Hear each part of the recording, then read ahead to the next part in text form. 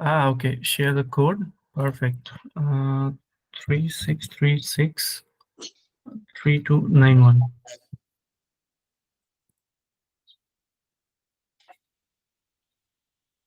Okay, we have some about 6 people joining in, maybe a couple of more, and then we can start.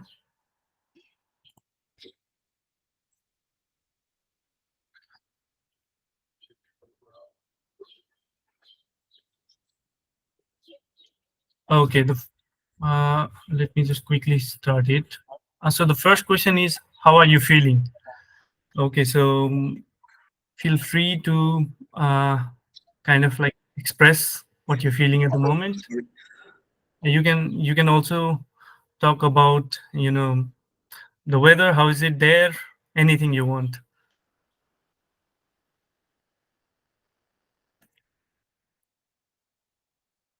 Well, it's good to know that most of us are excited, happy. Nobody's feeling sleepy.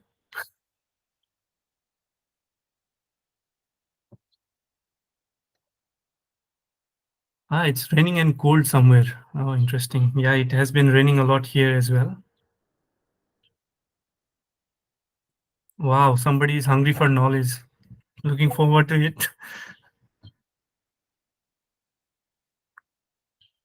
Okay, so it's good to see that most of the people who have joined us and responded are pretty much excited about this.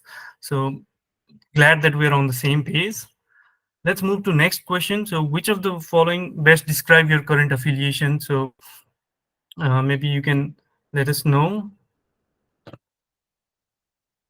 Okay. Good. So we have higher number of career professional here. Perfect. Good. We have some numbers from governmental authorities as well. Students, yeah, students we have about 17%. Academic professionals. Perfect, perfect. I think we have a good mix of people, and maybe speakers could also have a good insight on what kind of people we have here to present their presentation and make it most relatable to this group. Okay, the final and the last question. So, what was your motivation to join the groundwater webinar?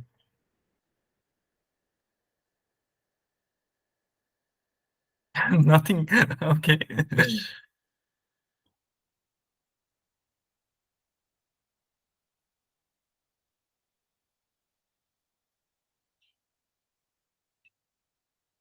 To get updated, good. Sustainability, definitely. Networking, yeah, good.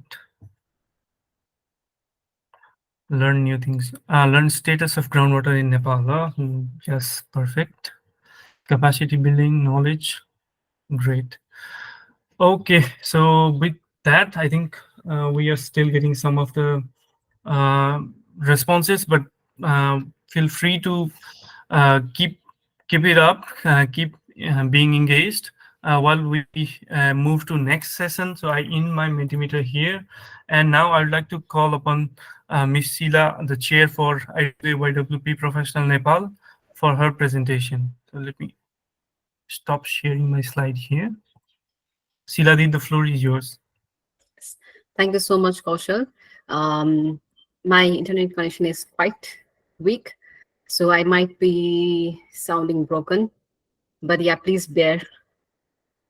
And okay, is my slide visible? Yes, clearly. Okay, great. Oh, sorry, this is the end slide. I was Yeah, supposed the to end slide. one. Yeah, okay. Okay, so thank you, Kaushalji. And on behalf of IWA YWP Nepal, and as a chair of this committee, I would like to welcome you all to this exciting webinar. We have amazing lineup of speakers, Dr. Saurav KC from CREEW Nepal and Dr. Sanjiv Neupane from Smartphones for Water Nepal. A warm welcome to you both. We are grateful to have you in this webinar, and I am, as everyone else, looking forward to learning your experience in working in groundwater. So now, before we move on to the core technical session, I would like to briefly introduce you to what is YWP Nepal, what we do, and how you can get involved in this committee. Yeah, so before we move on to knowing what is YWP Nepal, let's first talk about IWA. That stands for International Water Association. This is the largest membership-based network that is spread over 140 countries, connecting all the water professionals around the globe. And within these communities, there are different groups like specialist groups, governing members, and young water professionals. And Young Water Professionals was created to engage and empower the next generation of water leaders. Around the globe, there are 40 national chapters of Young Water Professionals, and representing Nepal, we are one of them. So realizing the gap between bridging the gap between the esteemed professionals and the young Tina, generation. your Azur, slides are not moving. It's at okay, the first slide. is it okay? It's not moving. It's still Maybe the first slide. Can you share the whole window? I mean, whole computer screen. okay. Maybe it's because of the Yeah, poor it's connectivity. shifting now. Okay, it's Okay, shifting now. Yeah, I but think it's yeah, because of the poor connectivity. okay. But you are not in So I'm on, presentation mode. Yeah, so I'm on the third slide, the yeah. IWA chapter objective. Yeah. So realizing the need of bridging the gap between the STEAM professionals and the young generations who are interested in working in water sector, uh, and also as an opportunity to be associated with IWA, YWP Nepal chapter was created in 2022 with an objective to create inclusive opportunities for young Nepali water professionals by sharing knowledge and encouraging professional development. And these are our founding members. The main person or the main person on the forefront for founding this community is Dr. Anish Khimire. He's currently working as assistant professor at AIT. And with him, we were a total of 7 members who initiated all the process of establishing IWA YWP Nepal chapter. And interestingly, now in this year's new steering committee, we have 11 members who are equally enthusiastic and proactive. And yes, so we established ourselves in 2022, and looking back to what we did last year, we had a limited number of activities. This was especially due to because we're mostly involved in like documentation and officially launching the YWP Nepal chapter. We conducted 2 webinars. One was where we had speakers from Ministry of Water Supply and Sewerage. And we also hosted a webinar where we had 2 prominent women who were actively working in wash sector. We published our first newsletter where we had also featured research articles from our members. And interestingly, this year we have also collaborated with Water Forum Nepal. Water Forum Nepal, it is going to be Sorry officially to launched. interrupt you. Your slides are still Okay. not moving. Okay, I think it's because of the connectivity. Okay. Yeah. So can you see the slide? I'm currently in the achievement and activities. No, sorry. Can you turn off your presentation at the Okay. moment? Then maybe. Yeah, maybe Kaushal can Yeah. help me with the presentation. Yeah. I think let me quickly share it. Yes. So yeah, regarding our activities, we right now we have a community of 144 members, and this year we started our new year with a small meetup discussion, which was moderated by our vice chair Sabita Adhikari. We talked about the importance of menstrual hygiene management. So yeah, I can't still see the slide. So okay. Can you see it now? Yes. Yeah, maybe you can move on to the slide with all the links. Yeah. Yeah, no worries. Okay. Okay. So we are on different social media handles. We have Facebook. We are on Facebook. We are on LinkedIn. We will love to get connected with you. And if you have any ideas or any information, or if you want to get engaged into this network, then we are more than happy to welcome you. Okay. I can still see, I can only see the first slide. Still, I think there's some issue with presenting. I don't Yes, know. I don't know why. Okay, so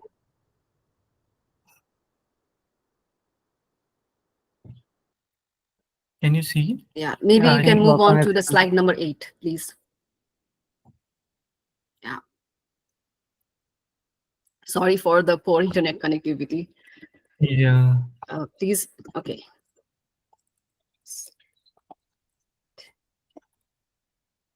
Yeah.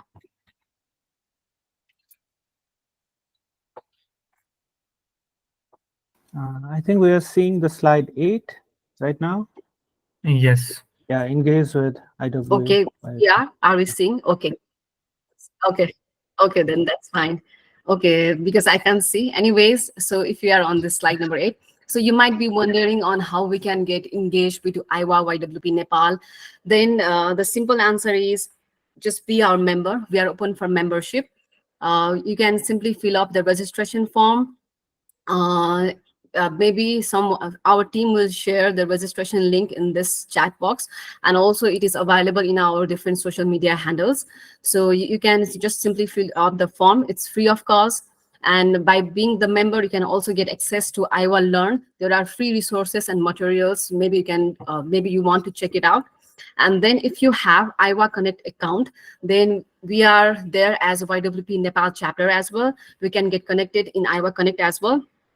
And another way to get connected is to feature your articles and researches to newsletter. This year also, we are going to publish our newsletter. Our team is working on there. So if you have any new ideas, or if you want to your researches to outreach to the larger audience, then yes, you are most heartily welcome.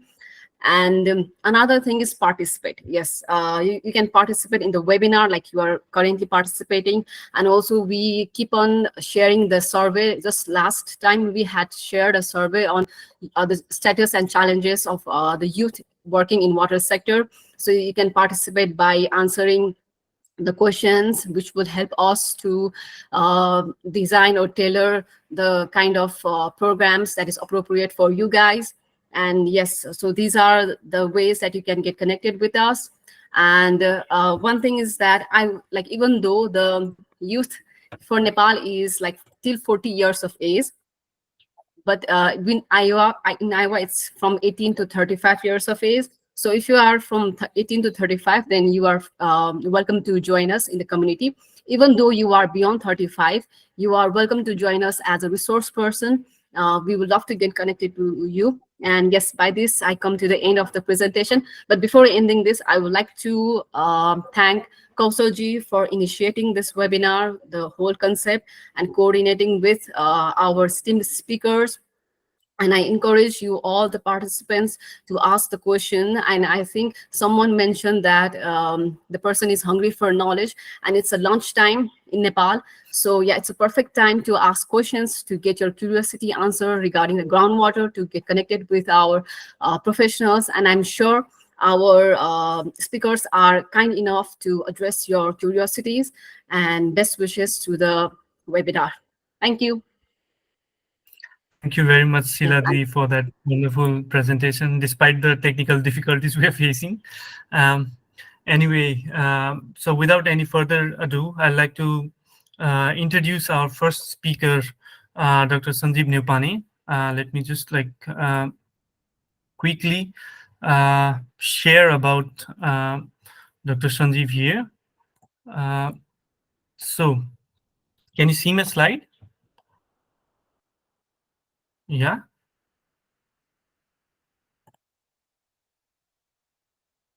You can? Or Yes, yes, we can. okay, so Dr. Sanjiv Neupane is the Chief Executive Officer at SmartPhone4Water Nepal.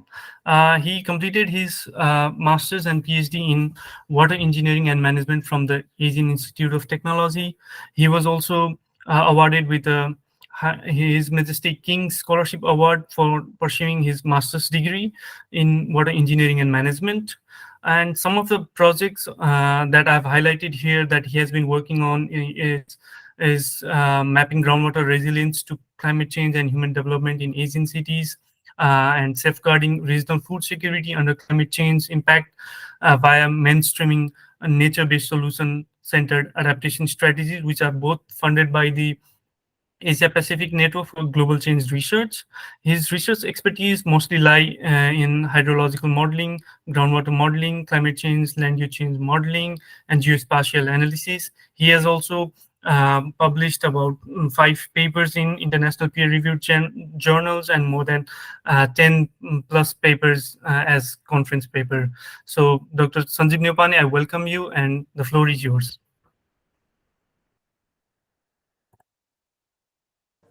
Thank you, Kaushal. So allow me to share my screen. Yes. Can you share? So this. So is my screen visible? Yes. And is it changing? Yes, perfect. Okay, then I'll move forward. So thank you, Kaushal, for a nice introduction word. Good morning, good afternoon, and good evening to everyone. So today I'll be presenting on title Mapping Groundwater Resilience to Climate Change and Human Development, a case study of Bangkok and its vicinity, Thailand, and Kathmandu Valley, Nepal. So this study is a part of research project funded by the Asia Pacific Network for Global Change Research, APN, and implemented by the Asian Institute of Technology. I also like to extend my sincere thanks to YWP Nepal for providing me this opportunity. And before jumping to the presentation, I want to give a brief introduction of my organization. So SmartPhones4Water Nepal, or S4W Nepal, was founded in 2017 and is a non-profit research organization with the aim of sustainable monitoring and management of water resources in Nepal. So the main motto of our organization is if you can't measure it, you can't manage it. So therefore, SmartPhones4Water Nepal is continuously monitoring the water resources in Kathmandu Valley and also outside the Kathmandu Valley using the 3 pillars, which are citizen scientists, young researchers, and mobile technology. And we are monitoring rainfall, groundwater level, river discharge, sediment concentration, stone spouts discharge, and quality using the citizen science approach throughout the Kathmandu Valley since 6 years. And since then, we do have 30,000 plus precipitation data, 1,600 plus stream flow network data, and river discharge data. Also, we have 3,600 plus groundwater level and quality data. So to collect this, we are already worked with more than 600 plus citizen scientists and 100 plus young researchers. And beside the main project of monitoring the hydrometeorological parameter of the valley, we do also have some other projects which I have enlisted here. The first one is the MESSI project, monitoring and evaluating suspended sediment in the Himalayas. So this project is funded by the University of Pittsburgh in USA, and we are monitoring the suspended sediment in Thapakhola Mustang and Nakku watershed. Another one is Real-Time Asian Meteorological Observatory, or RAMO project, and this project is funded by the University of Utrecht at the Netherlands, and this project is being implemented in the Trishuli River Basin. Another one is Discharge app. So we are testing the feasibility of a mobile application to measure the discharge of the river using like 10-15 second video. Another one is Nagmati Dam project, and here we are measuring the river discharge and water level at Nagmati River, and this is the joint or collaborative project between Nepal government and S4W Nepal. And another project is Victory, visualizing the power of citizen science through observation and repository for anticipatory actions. And this project is funded by the Asian Disaster Preparedness Center at Bangkok, Thailand, and is being implemented in Barbardia municipality in Bardia and Bhimeshwar municipality in Dolakha. Am I audible? Because I can't see the screen of Google Meet, so just want to ask. Yes. Yeah, okay. Perfect. So now I want to move to the presentation. So these are the outline of my presentation. So I'll be giving a brief background of my study. Also introduce you to my study area, materials and methods, what are the results, conclusions, recommendation, and achievements. So let me move to the background. So as we all know that the world climate is changing at a full tilt in recent years, and climate change has become serious threat to water resources. And on the other hand, human development is happening in alarming rate, and it directly alters the dynamic of water cycle. And as per the UN Water Development Report, the global water demand is increasing at a rate of 1% per year. And the surface water resources like lakes, rivers, streams, etc. might not be able to fulfill the ever-rising demand of the growing population. And hence, the stress on groundwater resources is increasing. And groundwater resource is ideally depicted as the real hidden treasures, and it plays a very important role in the sustainable development of major Asian cities. And the groundwater resources in major Asian cities is perceiving immense stresses due to rapid population growth, rapid urbanization, economic development, tourism development, and all. And therefore, assessing or mapping the resiliency of groundwater resiliency is very, very important to plan for strategic and sustainable development of groundwater resources. So moving on to study area. So the study area consists of two fast-growing Asian cities. One is Bangkok. One is Bangkok and its vicinity, Thailand, and another is Kathmandu Valley, Nepal. Bangkok and its vicinity is the largest among these two, with the total area of 10,300 square kilometer. Bangkok is situated in tropical climate region, whereas Kathmandu Valley is situated in subtropical and temperate climate region. And there are 8 aquifers layers in Bangkok, whereas there is only 2 aquifer layers in Kathmandu Valley. Now, quickly wants to move to overall methodological framework. So this study constitutes of 5 different objectives.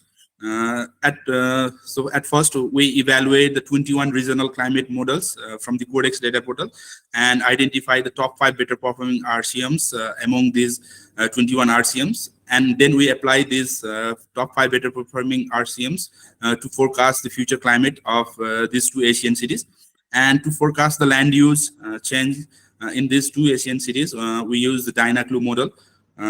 And to estimate the future groundwater recharge, or to estimate the impact of climate change and land use change in groundwater recharge, we use true hydrological model, which are SWOT and WITSPAS. And to estimate the future groundwater level, we use the groundwater model called GMS SmartFlow.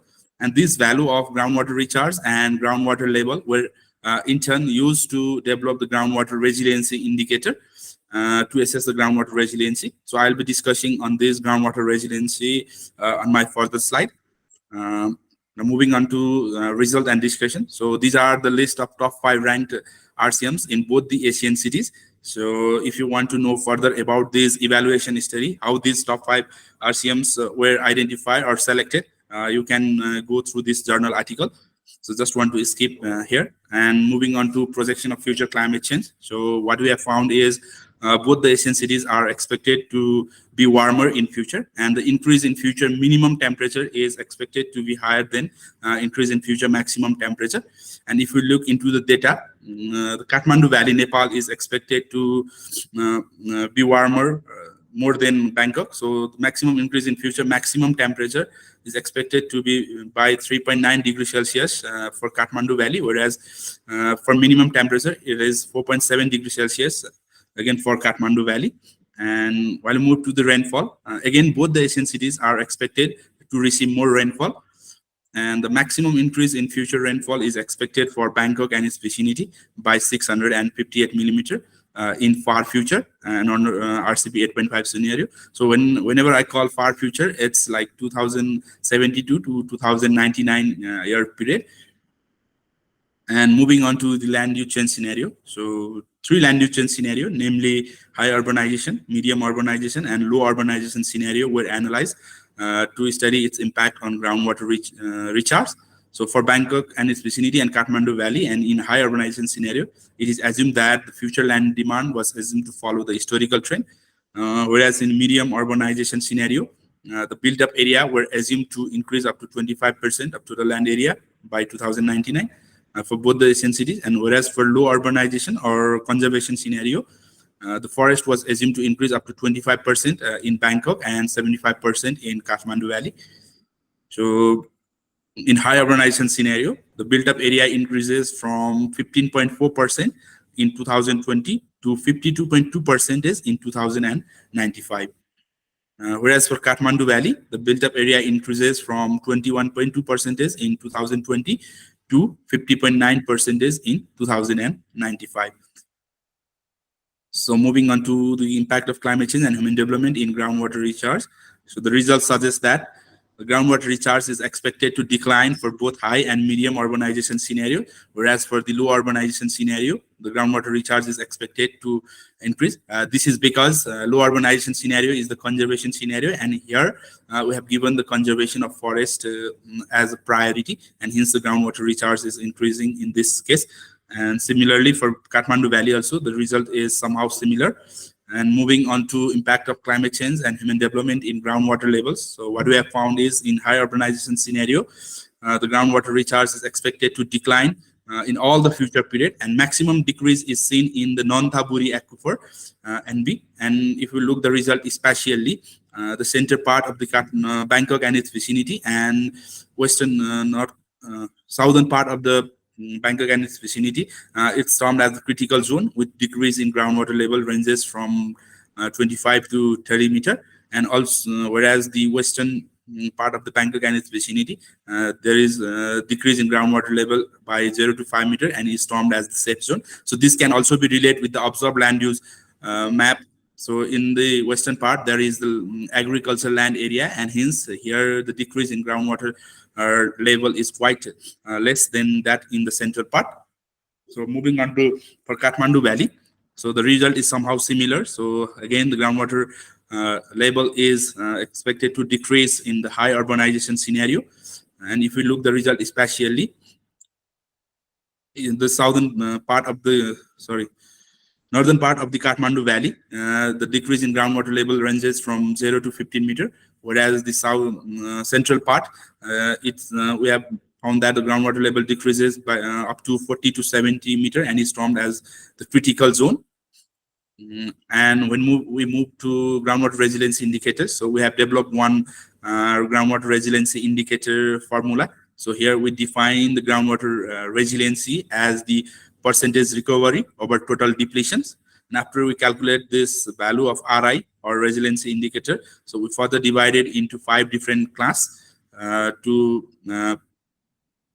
evaluate the resiliency. So if the resiliency indicator value is 0 to 2, it's termed as not resilient. Similarly, if it is 4 to 6, it's termed as moderately resilient. And if it is greater than 8, it is not very highly resilient. So moving on to result, the central part of Bangkok and its vicinity. So this part includes Bangkok metropolitan city, Pathum Thani, Nonthaburi, Samut Sakhon, and Ayutthaya. They are not resilient to climate change and human development. This is because the central part of the city is highly built up area, reducing groundwater recharge to the aquifers. And beside this, the central part of the Bangkok consists of underlying clay layer, which forbid the water to enter the aquifers. And also the groundwater abstraction in this area is very high due to high population density. Whereas the western part of the Bangkok and its vicinity, it is resilient to climate change and human development, because this is the major groundwater recharge zones for Bangkok aquifer system. So for Kathmandu Valley, the central part of the valley, which includes Lubu, Kathmandu Airport, Baneshwar, Swayambhu, Patan, and Balwata, they are not resilient to climate change and human development. This is because the center part of the valley is highly built up, reducing groundwater recharge to the aquifers, and also the groundwater abstraction in this area is very high. Whereas the northern part of the valley, which include Budanilkantha, Sundarijal, Sakhu, Dachi, and Gokarna, they are resilient to climate change and human development. So again, this is because this part is semi-urban area with more agriculture area and forest as compared to built up. Hence, the groundwater recharge in this area is very high. So now moving on to conclusions. So both the Asian cities are expected to be warmer in future and also expected to receive more rainfall in future. So the built-up area expected to cover 52% in Bangkok and 51% in Kathmandu under high urbanization scenario. by 2099. Whereas in both Asian cities, future groundwater recharge is projected to rise in low urbanization scenario, whereas it is projected to decline in high and medium urbanization scenario. And the future groundwater level is projected to decrease under high urbanization scenarios for both Bangkok and Kathmandu. And if we look especially, the center part of both the Asian cities experience maximum decrease in the groundwater level.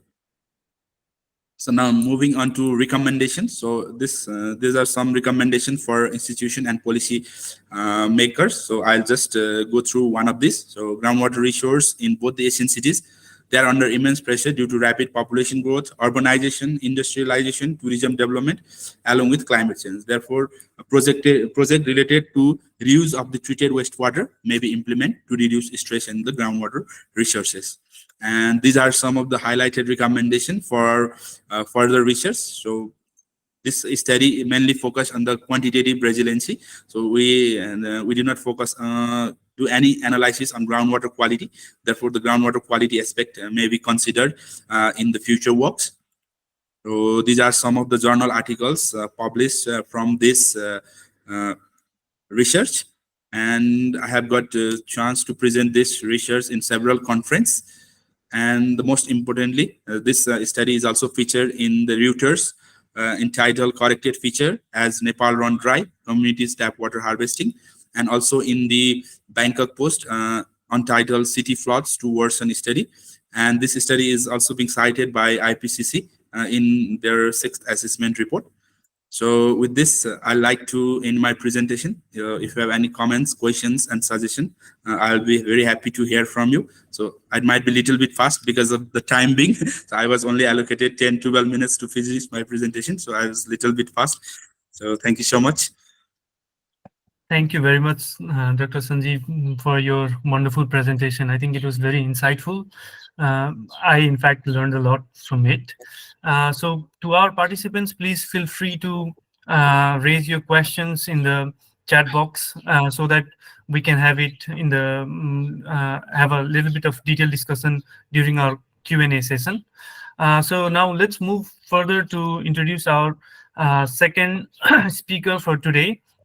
Dr. Saurav KC. Let me just quickly share a slide to briefly introduce him. Can you see it? Perfect. All right. So Dr. Saurav KC is the Deputy Executive Director at Center of Research for Environment, Energy and Water, CREEW. He also obtained his master's and PhD in water engineering and management from the Asian Institute of Technology. He has been involved in several projects. Just to show you the tip of the iceberg here I have presented, like he has worked on strengthening groundwater governance in the lower Mekong region, also in specific economic zones of Thailand. He has also worked in assessing groundwater governance in Sarlai, Nepal, and he's also working on developing the groundwater governance assessment tool. And talking about his work experience, he has about more than 7+ years of experience working with governmental agencies in Nepal, with the Asian Development Bank in Nepal, the Asia Pacific Network for Global Change Research in Japan, and the Sustainable Mekong Research Network in Thailand. His research expertise lies in the field of groundwater resource assessment and governance, urban flooding, climate land use change modeling, among others. He also has several papers in international peer-reviewed journals and conference papers. So I welcome you, Dr. Saurav KC. The floor is yours. Thank you, Kaushal. So allow me to share my screen first. That's tricky. Okay. I can also share it for you if you want. No, it's okay. I think I can do it from here. Okay, you just confirm through your voice that is it visible? We cannot see your screen at the moment. Okay.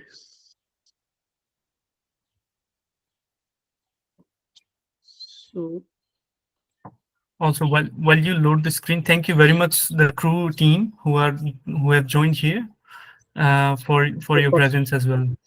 I think we can see your screen now. And it's moving here. Yeah. Okay, thank you, Kaushal, once again, and thank you, IWA Water Young Water Professionals Nepal chapter team for inviting me and Dr. Sanjiv to provide some of our idea experience on groundwater. And I think Sanjiv have already set the context on why groundwater is important in current context and in the future context. And I'll be talking more on what next after that, what after you do this impact assessment and other things. So ultimately you come for the management, and then once it comes to management, you need to have a good governance. So I'll be talking more on groundwater governance because this is one of my area of expertise. So I am Saurav KC, and currently I am a researcher at CREEW, and I'd like to start a brief introduction of CREEW first. CREEW stands for Center of Research for Environment, Energy, and Water. And I think I can see a lot of people from Nepal, means Balwata, Kathmandu area. This is where the CREEW is located. So we basically work on water resources. If you say in water resources, more specifically on groundwater and surface water, more on system-based approach on river basin management, ecosystem-based adaptation and other things. And also we have other 4 different thematic areas. We work on solid waste management. We work on cross-cutting subject as climate change and resilience out of these all 5 thematic areas. We work on green energy and environmental health and waste. How do we work? We are a not-for-profit organizations, research and development-based organization. So we do research and we do development-based activities. We do capacity building, and young professionals are a very focal point for CREEW. Why? I will show you in my slide next. We work on knowledge and generation, and we work on networking and collaboration with not only international agencies or national government agencies, but also with the youth networks.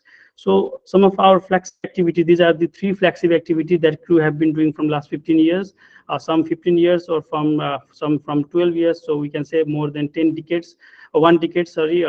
We have been doing this activity. One is the CREEW Research Grant Program, mainly focused for the young professionals, young researchers or master's researchers who are doing research on these 6 thematic areas in Nepal. Another is CREEW Young Research Fellowship Program, which we generally do with someone who have already done masters or who are pursuing their PhD or who have completed their PhD and are on the postdoc stage and who are doing some tangible research which can be publishable, which can be a future prospect project. So we fund to those kind of young research fellows. So I think I can see a lot of young people over here. And another flagship event is the Groundwater Symposium. From till last year, we used to do National Groundwater Symposium, and this year we have already concluded on March 18 during the World Water Week. This time we went to regional groundwater symposium, and I'm happy to share that after 2 years we will be coming as an international groundwater symposium. So these are some of the numbers, how different research grantees and fellows have been benefited from different programs of CREEW. So if you want to know more about CREEW, you can scan this QR code, or you can go to the CREEW website as www.creew.org.np. So let me now come to our research, this webinar topic, which is navigating groundwater complexity, existing challenges and assessment methodologies for sustainable development and management. There are a lot of things to be discussed on this entire webinar topic, but I think I will try to fix with some specific things. And first, I would like to try to navigate the first 3 words, how to navigate the complexity. The area where I work, or the thematic zone where I work in groundwater, is mainly on groundwater management, groundwater modeling, evidence-based understanding. So if I aggregate my experience in Southeast Asia and South Asia right now from last 1 year, and if I create a word cloud of my activity that I'm doing with the people in South Asia and Southeast Asia, then this word pops up a lot of time. What is the complexity in groundwater? It's governance, it's participation. Sometimes it's called community engagement. Things is a complex thing, or sometimes we say governance is contextual, so it's a complex things.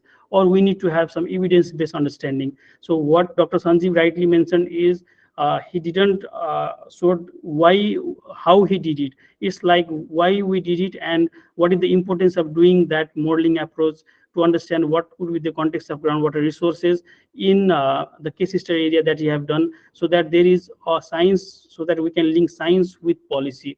Similarly, once we listen to governance is more qualitative terms. So here I will be showing that how governance can be made more quantitative, how it can be made more evidence-based, or how we can do evidence-based understanding in groundwater governance. So I'll be talking on these three keywords mainly. So I'll be frequently saying this evidence-based understanding word. I'll be frequently talking about groundwater governance framework, and I'll be frequently talking about contextual and collaborative assessment approach. So I'll not go more on this, why groundwater is important. I think the storyline is already set, and in which sectors groundwater is being used frequently. But the main thing is, the more groundwater we use, the more exploitation we do to groundwater, there are many challenges globally. Somewhere there is a groundwater table depletion, but somewhere there is a groundwater table increase also. But similarly, in coastal area, there could be saltwater intrusion. There are issues regarding groundwater qualities. There are issues regarding land subsidence, as Sanjiv rightly mentioned on Bangkok earlier. And then there are issues on transboundary issues, because groundwater is something that's not visible. And if something that's not visible, then when a two countries share this, or when a two states share this, it's very much big issues. And I have kept one question mark, because there may be a lot of other issues that need to be discussed in groundwater. It could be social and right-based conflict. It could be governance issues or different issues. So we need to explore this, and to make a sustainable groundwater development and management. So I'll not go in what is definition of groundwater governance, but what we have to understand is, on surface water, more infrastructure things come here, but here in groundwater, the soft infrastructure comes here. So it's a soft approach. It's an approach where actors' engagement is checked. It's an approach where regulatory frameworks provisions are being checked. It's an approach to see either the policies and plans are aligned to the goals or not.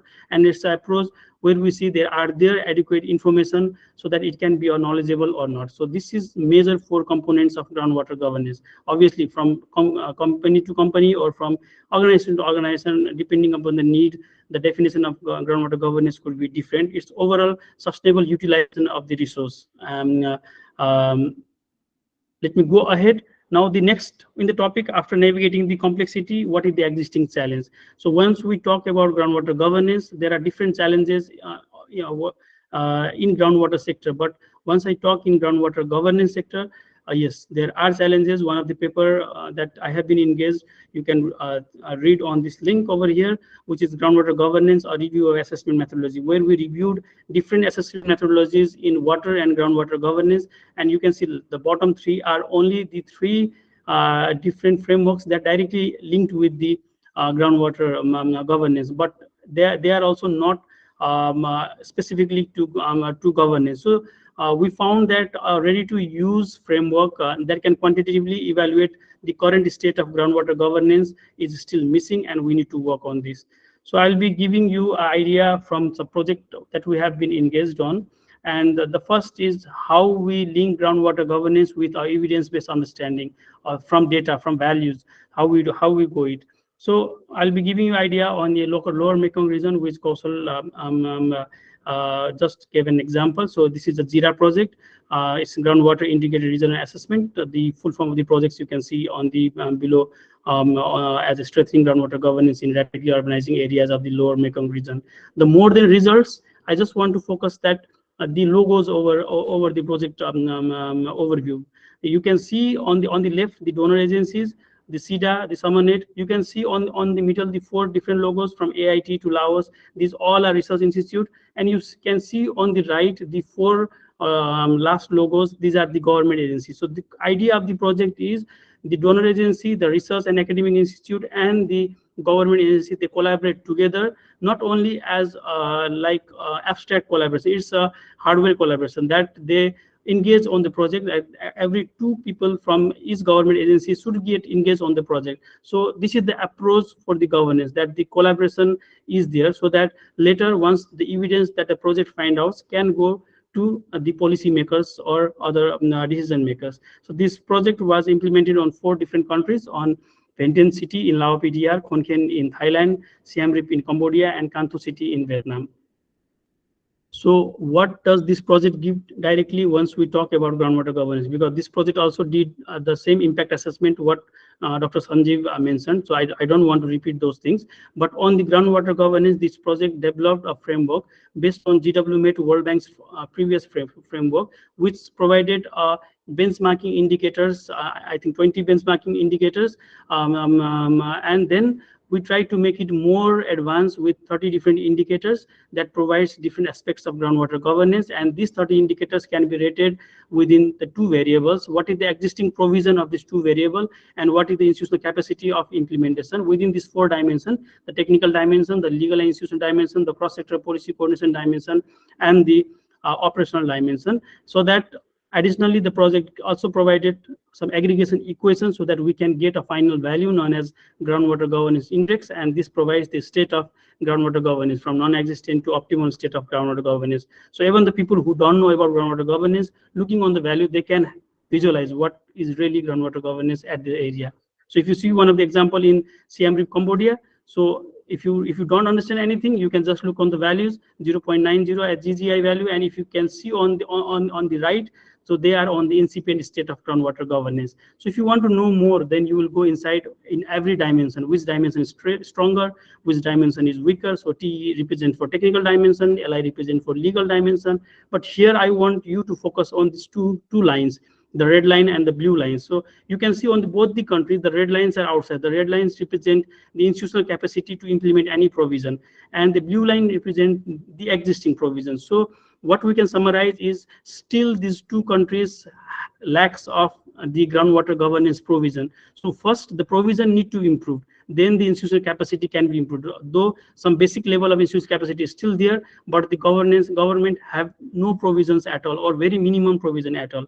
So alternatively, once we look on the other two countries, if you see on the values, they are on the acceptable state, so they are on more better state of groundwater governance. But you see here the lines is just opposite. The blue lines are outside and the red lines are inside. That means in Khon Kaen, Thailand, in Can Tho, Vietnam, the provisions are there. They are on the state of acceptable or optimum in some cases. But for the monitoring this provision, are they being implemented properly on the field or not?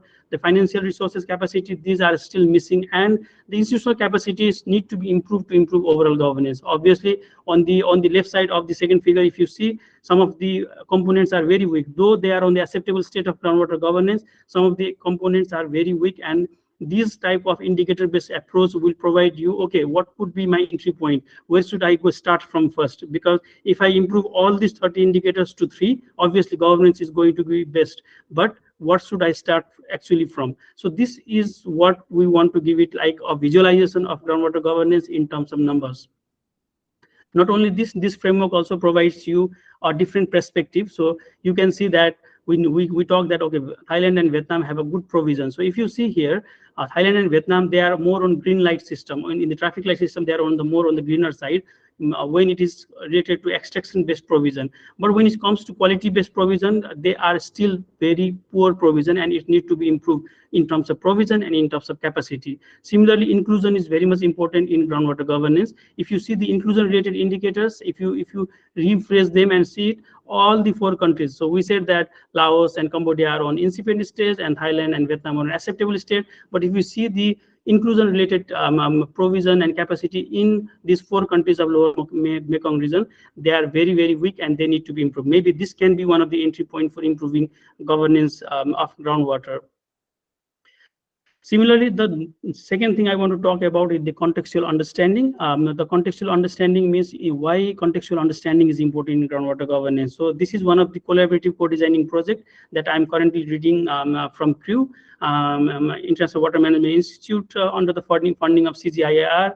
Local NGO and the government agency itself is involved in this project. So it is the same project that we just saw it in lower Mekong region. We try to contextualize that project in very local area of this Barathwa municipality in Sarlai. So the governance in Thailand is already better. So how we can apply this on Nepal? So this is the project's outlines. It's still ongoing project. So if you see on this top here, let me put the pointer.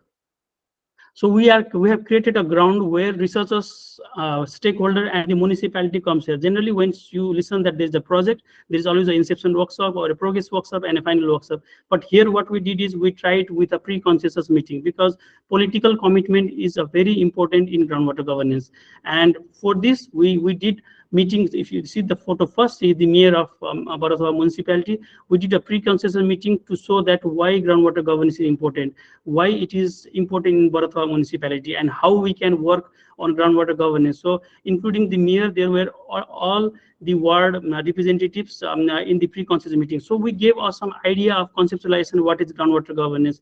Then we come to inception workshop, where we invited not only those political leaders, but also the stakeholders, the experts in the local area, the local groundwater users, the experts from different sectors. So that first part, we conceptualize them, what is groundwater governance, what is this framework, and then they work together to contextualize, okay, this, because in Nepal, groundwater governance have not started yet. So what could be the entry point from the community context, from the collaborative context? So they provided us the indicators approach. Okay, this should be the indicator. This should be the needed thing to be checked on. So we contextualize based on the political leaders and the local people's need.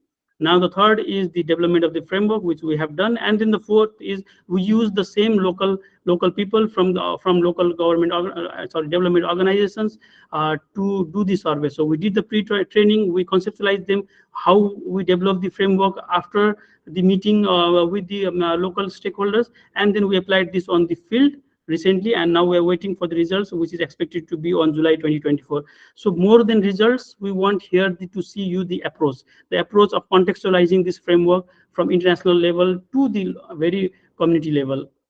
So the entire structure of the framework is same, but you can see here we did not check the institutional capacity, and the local stakeholders say, please do not check this institutional capacity, because we know that governance is very weak. We just want to see the provision. What are the provisions? Even the provisions, I can show you out of the 32 indicators, I can show you only few here. So we try to look on the contextual provisions, like what is the subsidy, are the local groundwater infrastructures identified or not, because these are the entry point at the community level. Like in Nepal, there are different heritage for the conservation of the sources. So cultural and local heritage conservation are being done or not, these provisions are there or not. So if you go and ask to the expert, they may not understand the thing. So we develop the questions also in such a way that they can understand. So if you, the same question for cultural and local heritage is asked, so they either they don't know, or they know, or they know, say that it's not available. So if it's not available, what is the reason? Major 3 reasons why it is not available. And if it is available, so either it is an informal practice, or it is a formal practice, or it is a well-defined policy or plan. So in this way, we are trying to get the groundwater governance index of Bharatwa Sarlai Nepal, and this framework to be applied on in Nepal. Similarly, it not ends over here. We want to know from the stakeholder also, either they know that these provisions are being implemented or not. So they may not know about the government provision, but they may know that, okay, are the local groundwater areas are being conserved or not. So they may say yes or no. So automatically the local stakeholder or the users will validate the experts results from the framework. So this framework also provides the multiple perspectives. As I discussed in previous framework, the major thing is we can look from 3 different lenses on this. So once you redesign this framework with this indicator, you can look what is the provision from the state lens, what is the provision from community lens, and what is the provision from market lens, and where should we start from to improve groundwater governance in Bharatwa Sarlai Nepal. So I have only one message, that the groundwater challenges and the groundwater governance is very contextual, and so do the solutions. So the solutions are also contextual. So what we did for Thailand may not be same for the Sarlai, or may not be same for the Kathmandu even, what we do for the Sarlai. So it is contextual. So the solutions need to be contextual. The major thing is evidence-based assessment must be done. What Dr. Sanjiv did is the modeling for evidence-based assessment. What I did is groundwater governance as a evidence. So evidence-based understanding should be done for, and this is the key for sustainable development and management of groundwater. So before I say thank you, all young professionals are there. I'm leading another project, which is APN ECAP. We say it Asia Pacific Network for Early Career Professionals for Global Change Research. Like YWP is more on water. APN ECAP have 6 different thematic areas, because APN is one of the intergovernmental network which provides funding to young researchers in different thematic areas. So if you want to work in water and cross sector other thematic areas, please contact us or please join AP and ECAP. Just Google it. You can just type AP and ECAP. We are just forming this network in coming years. So for more, you can also contact CREEW. Thank you once again, and I'll be happy to answer some of the questions for sure. Thank you, Kausal. Thank you very much, Dr. Saurav, for this wonderful presentation. In explaining the soft dimensions of groundwater governance, how to assess it, and how to do the contextual understanding and assessment through how should a project be contextual. So that was very informative, very insightful, and now that we are a little bit way ahead of time, maybe we should go into next session, our Q&A session.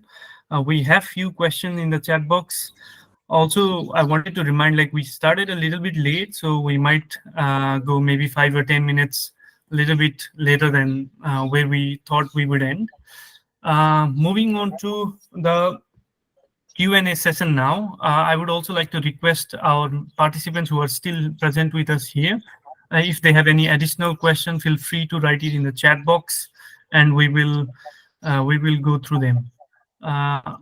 Maybe I'm going through the chat box, and I see like a kind of like a generic question from our participant Vikas G, and his question is that what should be the next step in managing groundwater problems in Nepal? I think we have seen a lot of projects and a lot of discussion, but maybe some like localized solutions or some insights that you have gained from the project that you're experienced. What do you suggest? Maybe Dr. KC, you can take on this first. Okay, thank you, Kausal, and thank you. I think Vikas, thank you so much. As I already mentioned, it's contextual, but what is the preliminary step for management is you need to have information. Until and unless you know how much groundwater is being used, where it is being used, how it is being used, you cannot manage resource, because as Sanjiv rightly mentioned that what is his office main motto, that anything you cannot measure is something like this. Yeah, Sanjiv. So yeah. So you need to have that measurement. So data and information is one of the first step I think we have to do for managing water problems, and not only water, the groundwater, but also the water problems in Nepal. And the next is the regulatory frameworks, because we do not have a dedicated regulatory frameworks for groundwater. Obviously for water we have, but groundwater is a very key resource but a limited resource. So it's not like you are working on water resource and the same regulatory framework or the same policy for the water resource will work for the groundwater, because it have different setting, it have different context. You do not know, you haven't seen it, that means you do not know it here. And these are the major two things. There are everything that I discussed right now in governance framework is important, but if you ask from my perspective what should be the first entry point, the data and information, and then the second is the regulatory frameworks. I think that will be the entry point for managing groundwater problems in Nepal. Thank you very much. Dr. Sanjiv, you want to add anything to it? Yeah, so I'd also like to add some insights. So as Dr. Saurav rightly mentioned, so the main and the important thing is the policy. So until and unless there is some strong or strict policies, so it's very hard or difficult to manage the groundwater resources. So there should be a very strict and good policies first. And the second thing is, like, there are also some simple techniques. So like while paving the footpath or roads, so we can use some concrete or some things that are permeable. So there is some concept of thirsty concrete. So these are being used widely now. So that can percolate the waters, rainfall waters, so into the ground. So this can increase the groundwater recharge. Another thing is, like, we can also input the waters that come from rain. So rainwater harvesting inside the well. So that can also increase the groundwater recharge. So these are some things that can increase the groundwater levels practically, like But if you go through the government point of view to control or manage the groundwater problem, so there should be a good groundwater related policies. Yeah. Yeah, I think thank you very much for suggesting some of the insightful interventions or measures that can be taken. Also, data, information, and policies are key. Some of the steps that we need to solve these issues. Another question we have from our Vice Chair, Sabita, and her question is that to Dr. Sanjiv specifically, did you have that chance, to share your findings with local government of Kathmandu, given that your results showed that there is almost about like 50 meters of depletion in groundwater in the far future. So what was their say, or was there any opportunity that you had to discuss it? Yes. Thank you, Savita ji, for your questions. So yeah, so let me relate the case with Bangkok and Kathmandu. So in case of Bangkok, we do have the partners, Department of Groundwater Resources of Bangkok in our project. So yeah, we did share them the findings, the current situations, and the future situations of groundwaters in Bangkok, of course. And I think the Bangkok is far ahead in this policy governance case. So they do have very good groundwater governance and also very good policies. So in case of Kathmandu or Nepal, so we do present these findings with the Groundwater Resource Development Board, also Kathmandu Valley Water Supply Management Boards, and other concerned authorities who are especially looking on groundwater resources. Yeah, we did already provide them the input from our side, and we are also telling them to develop some very good policies and making the good groundwater governance for Kathmandu Valley as well. So just like, yeah, we did our best from our side, and we are also hoping to get good policies regarding this groundwater from these government bodies. Perfect. Good to know that there is some work in progress then. Since we are a young water professional network, so we have a question like, what are the available opportunities and future prospects for aspiring water professionals in the field of groundwater management? So maybe anything you have to add to these questions. Any feel free to answer. Anybody. I think also I can go first maybe. I think there are a lot of opportunities. Why there are a lot of opportunities is, I think, two examples you can see right now. Us, we working on the Southeast Asian context. We are right now in Nepal and working on groundwater mainly, Dr. Sanjiv and me. So there are opportunities. You need to know how to grab it. You need to know where to grab it, and obviously. We lot of young people working on water sector, in groundwater sector. If you have seen outside, there are a lot of work being done, but in Nepal these works are still lacking behind. So I think this lacking things is the opportunity that where we can work on, like how groundwater monitoring system can be developed in Nepal, how AI can be used in groundwater development and groundwater management, how AI, what Sanjiv have done right now in his research work, how AI can work on groundwater resiliency. These things are very much popping up in current research world market. So I think the network like YWP, the young professionals network can gather together. And I think I always advocate on one thing is, it's not only groundwater making the invisible resource visible, but it's also the making the invisible youths visible. The youths who are working in groundwater need to be made visible. So I think it's we that we have to advocate the need of this research in the groundwater sector to improve groundwater. Obviously, this will not be like a rocket science. It being done on a few days or few years. It may take a generation. But I think it's the right time to start once researchers like us working on different areas in the world, coming back to the Nepal or from other part of the world, we can collaborate together and work. At least we can carry one problem and solve those in our entire research journey. I completely agree with Dr. Saurav insights. So another thing I also like to add. So the main problems in groundwater related research or groundwater related work is the data. So if you look into the context of Nepal, yeah, we do have medium level data for the Kathmandu Valley. But if we go beyond the Kathmandu Valley, I might say there is no data or very, very, very less data in case of the Kathmandu Valley. So yeah, we could, the first and foremost is of course the data. So I also see one questions related to GRACE.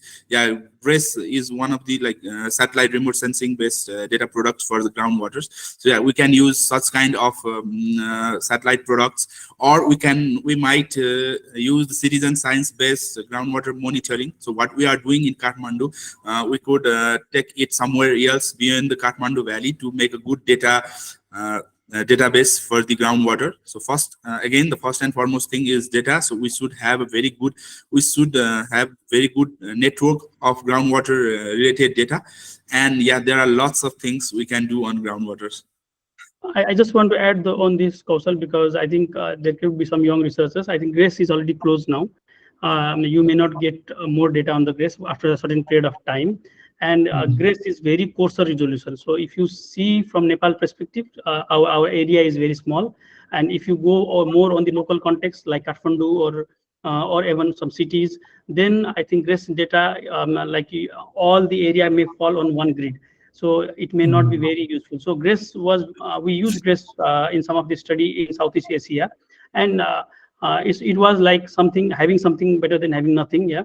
But in Nepal, if you want to have the research on what is really the acceptability of GRACE data, you can check it. But I think you need to explore now new options rather than GRACE, which is already closed. So just this is that's why I want to share it with you. Okay, I think we are quite little bit, I think 15-minute delay, but I have just like one last question from my end before we go to the closing remarks session.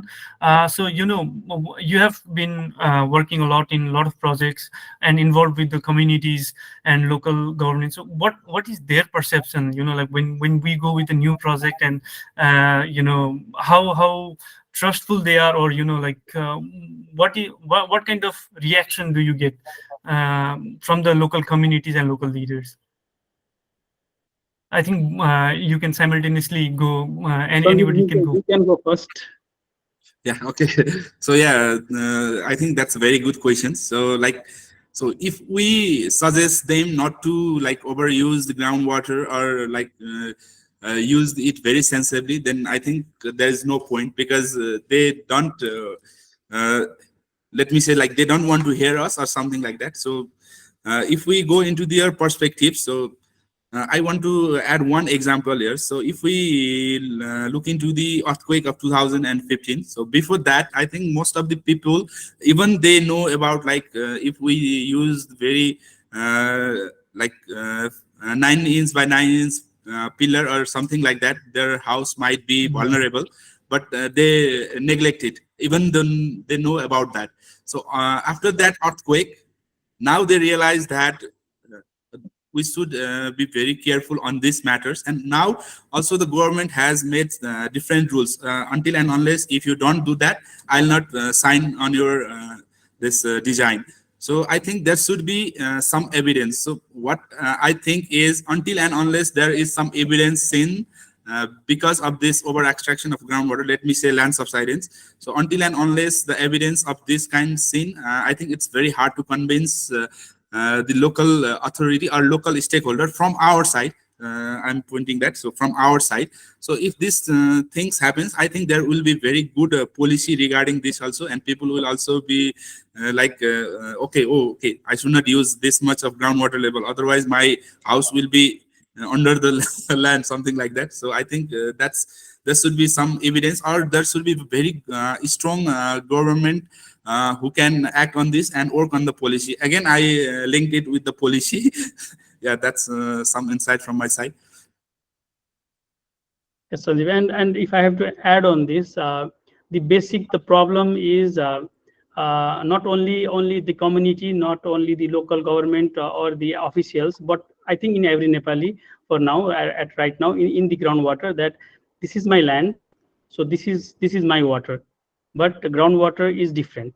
because groundwater are patches. Yeah, it can be on your land. The area could be going on other land. So if Kausal is doing something wrong, I may be impacted on the groundwater. So that understanding is still missing in the community also, and even in the policymakers also, because their first point is how can we access groundwater because it's free.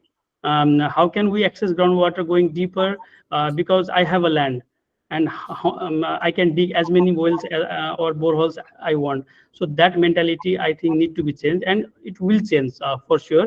And obviously, researchers have to show data evidence so that slowly this pattern would change in future. Thank you very much. Thank you very much for such an insightful discussion. I think so. We still have a lot of questions actually here, and we will try to make sure that we get them and then try to address it in one way or the other. But for now, I would like to move to our closing session, and with that, on that note, I want to conclude the webinar. Thank you very much, Dr. Saurav KC, Dr. Sanjiv Neupane, for joining us and sharing us these insightful discussions and your presentation. It was amazing to have you guys here, and thank you very much to our participants who have also stayed with us until now, because we started late and it has already been more than an hour of webinar. But thank you for your patience and staying here and learning equally from us through this webinar. And lastly, I also want to thank the IWA-YW Professional Nepal group. We are few present here. Others are in the background. They might not be present here, but all of you have been instrumental help for making this a success. And we will also be sharing kind of a feedback forum through your email account on how this webinar was, and kind of gain more insight and whether we meet your expectation or not. So stay tuned to it, and please join us, our member. We are a growing member, and we will be bringing different other activities, events like this, webinars, and maybe have your perception to look into what we can do in the future. With that, I'd like to close the webinar. Thank you very much all. Have a lovely evening or afternoon wherever you are. Thank you, and bye-bye. Thank you, everyone. Have a good day. Bye. Thank you, everyone. Thanks, everyone. Thank you for joining. Thank you, Dr. Robin. I can see you right now. Sorry, I couldn't see you later. Yeah, thank you very much, the crew team who have been also patiently been here with us until now.